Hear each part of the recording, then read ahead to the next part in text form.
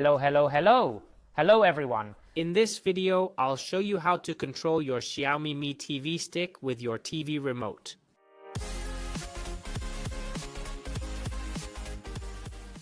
Normally, we use our Xiaomi Mi TV Stick with its included remote, which is the one you're seeing right now. But if you don't want to juggle two remotes and prefer using just one to control everything, you can use your TV remote instead and set this one aside. Also, if you don't like the look, feel, or responsiveness of this remote, you can use your regular TV remote instead. To control the MiTV stick with your TV remote, there's just one requirement. Your TV must have HDMI CEC capability. The HDMI CEC feature lets you control all devices connected via HDMI to your TV using your TV remote. Of course, this works only if the other device also has HDMI CEC and it's activated on both devices. In this case, I'll demonstrate with my LG OLED 65CX television, which does have HDMI CEC. But first, you'll need to check if your TV has this option. First, I'll activate it on the TV so you can see where to find it. To do this, we'll go into the TV settings and navigate to the connection section.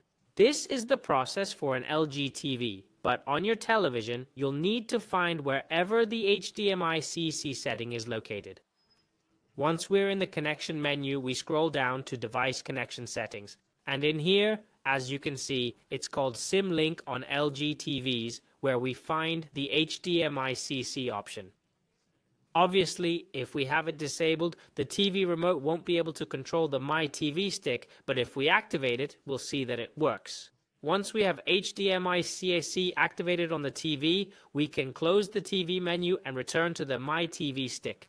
In this case, you'll need the remote to reach this option. So let's go to the top menu and navigate all the way right to the settings wheel.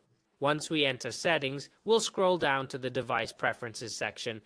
And as you can see, right here, if we scroll down a bit, we find the HDMI CEC section again.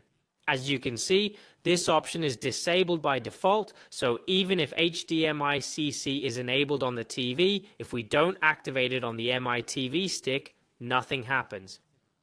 The TV parameters might change, but the device itself doesn't respond, okay? We can't control it. So what we'll do is take the MiTVStick remote and, as you can see, also activate it on the device. This way, once we have it activated on both the MiTVStick and the TV, we can use the TV remote, and as you can see now, it works without any issues. We can go back and navigate through any menu with the TV remote.